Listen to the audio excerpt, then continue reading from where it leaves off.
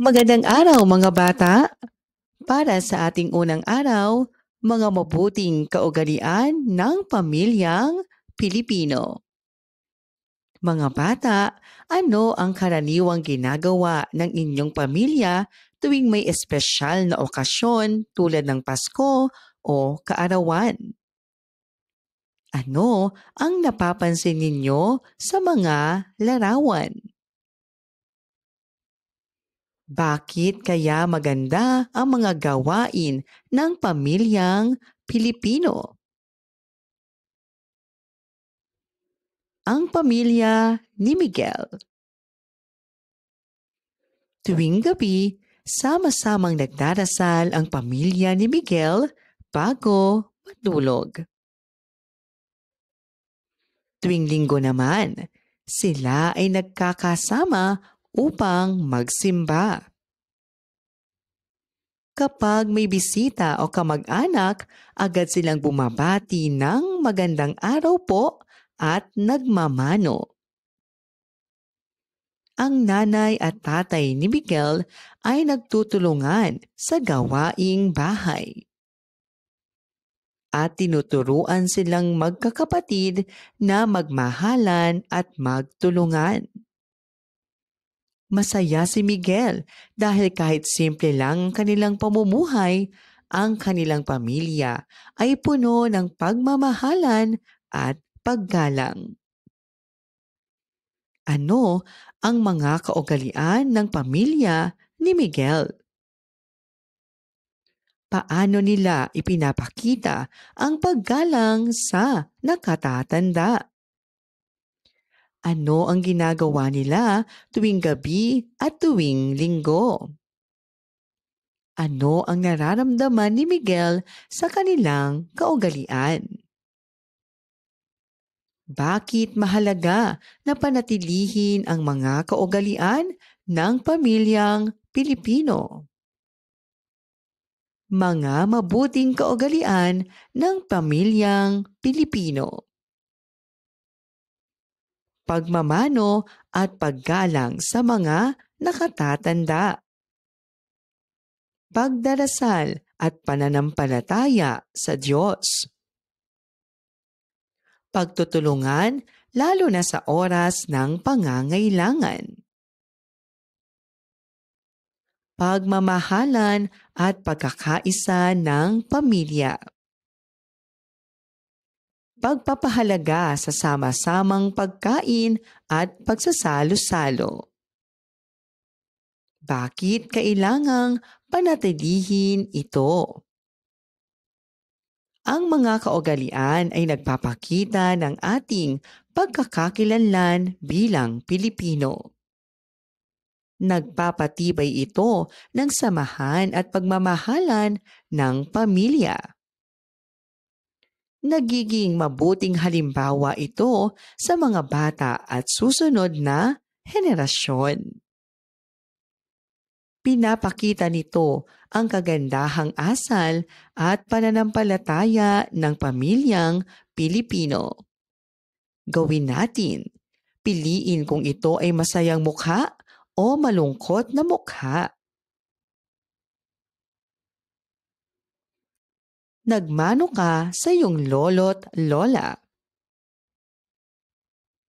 Hindi ka sumali sa pagdarasal ng pamilya. Tumulong ka sa paghahanda ng hapunan. Nagtalo kayo ng iyong kapatid at hindi nagbati. Sama-sama kayong kumain ng hapunan. Ang mga mabuting kaugalian ng pamilyang Pilipino tulad ng paggalang, pananampalataya, pagmamahalan at pagtutulungan ay kayamanang dapat panatilihin. Ang mga kaugalian na ito ang nagpapatatag sa pamilya at nagbibigay ng magagandang halimbawa sa kapwa. Gawin natin. Isulat ang tama kung wasto ang sinasaad ng mga sitwasyon at mali kung hindi.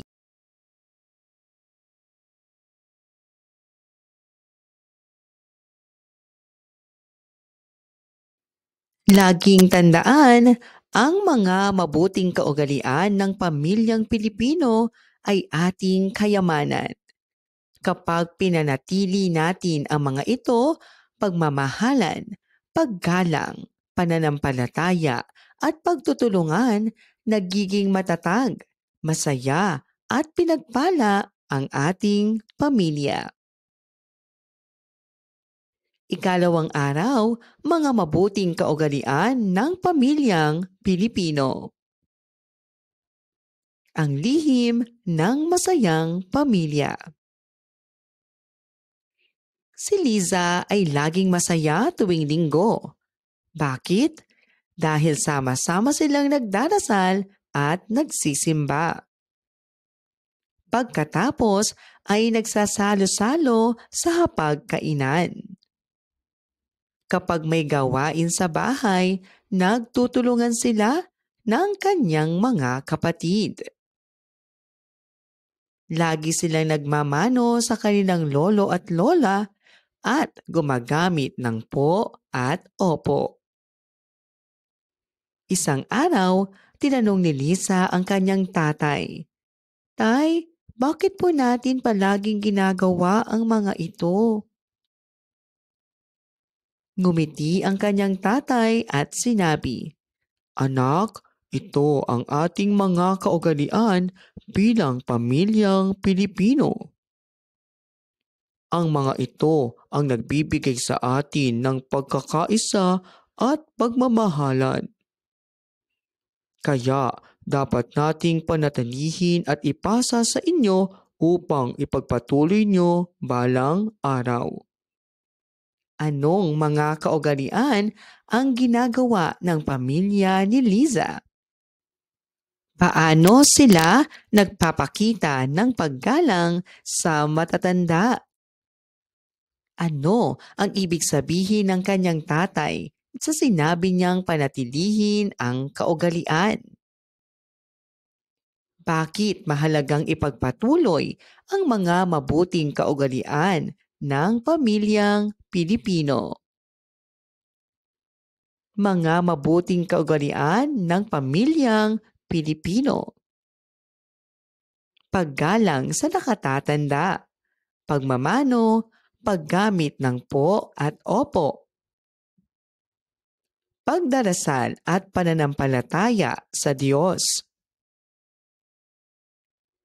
pagmamahalan at pagkakaisa ng pamilya, pagtutulungan sa oras ng pangangailangan o gawaing bahay, sama-samang pagkain at pagsasalo-salo, pagpapahalaga sa tradisyon, kagaya ng Pasko, pista at araw ng pamilya. Gawin natin. Piliin kung ito ay masayang mukha o malungkot na mukha. Dumating ang iyong lola at agad mong binati ng magandang araw po at nagmano ka. May bisitang dumating pero hindi mo siya pinansin at nagpatuloy ka lang sa paglalaro. Sama-sama kayo nagdarasal bago kumain sa hapagkainan. Nag-away kayo ng iyong kapatid at hindi ka humingi ng tawad. Tumulong ka sa pagliligpit ng mesa matapos kumain kasama ang pamilya. Gawin natin. Isulat ang tama kung wasto ang sinasaad ng mga sitwasyon at mali kung hindi.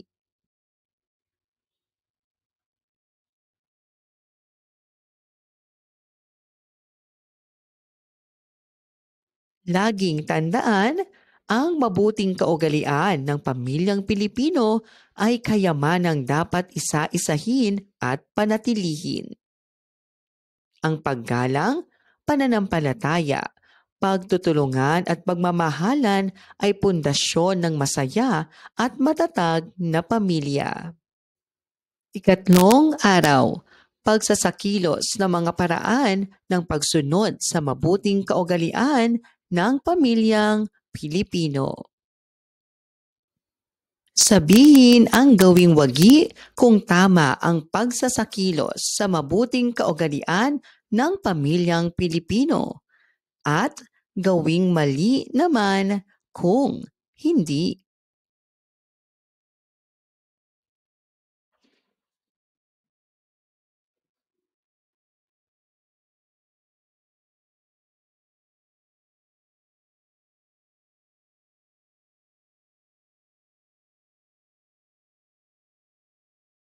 Mga mabuting kaugalian ng pamilyang Pilipino at paraan ng pagsunod.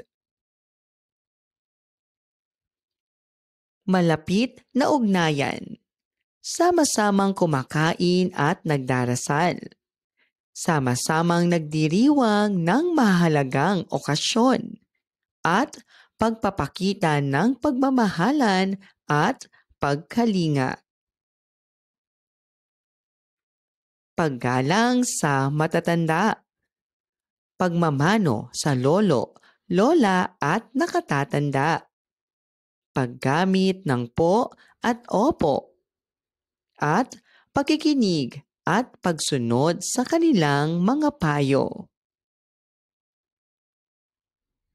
Pagtutulungan. Sama-samang paglilinis ng bahay. Pagtutulungan sa oras ng kalamidad o pangangailangan. Pagbabahagi ng gawain upang maging magaan. Ang mabuting kaugalian ng pamilyang Pilipino, malapit na ugnayan, paggalang sa matatanda at pagtutulungan ay dapat nating isagawa araw-araw.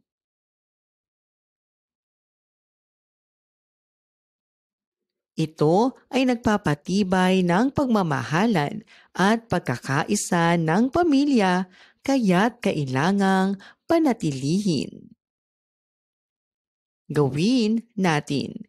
Piliin kung ito ay masayang mukha o malungkot na mukha. Nagmano kay Lola pagdating sa bahay. Pagsama sa pagsisimba ng buong pamilya. Pagtutulungan sa mga gawaing bahay. Kumain ng magkakasama at nagdasal bago kumain. Sumigaw at hindi gumamit ng po at opo. Gawin natin. Isulat ang tama kung wasto ang sinasaad ng mga sitwasyon at mali kung hindi.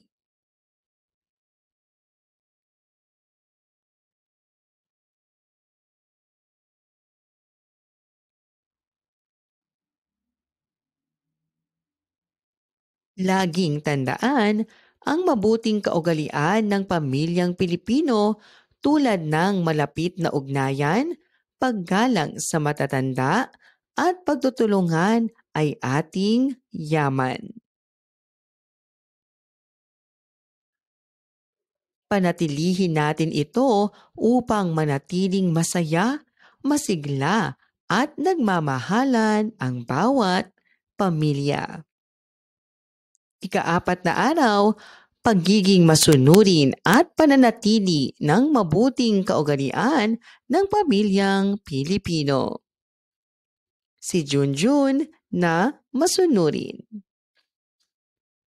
Tuwing umaga, gumigising si Junjun ng maaga upang tumulong sa kanyang nanay. Siya ang nagwawali sa bakuran bago pumasok sa paaralan. Kapag dumarating ang lolo at lola niya, siya ay agad na nagmamano at nag-aalok ng upuan. Tuwing linggo, kasama siya ng pamilya sa pagsisimba. Isang araw, tinanong siya ng kanyang kaibigan, Junjun, Bakit mo palaging ginagawa yan? Ngumiti si Junjun at sinabing, kasi ito ang mga kaugalian ng aming pamilya. Kapag ako ay sumusunod at tumutulong, mas nagiging masaya at nagkakaisa kami. Kaya dapat itong panatilihin.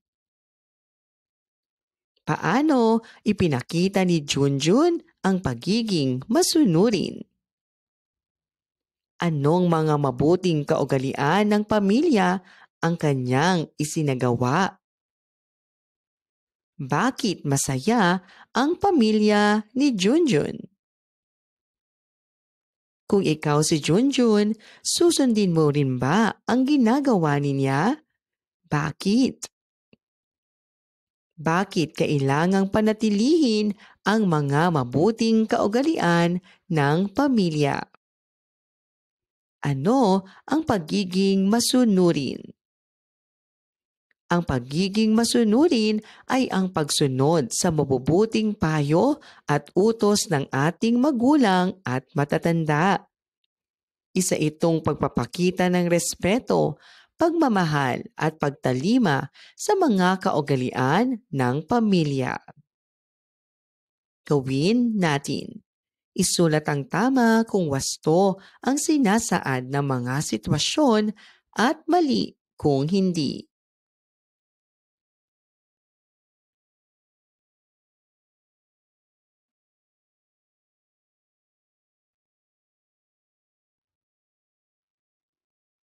Gawin natin. Kung tama ang sitwasyon at nagpapakita ng mabuting kaugalian ng pamilya, gumuhit ng buong puso at gumuhit ng sirang puso kung hindi.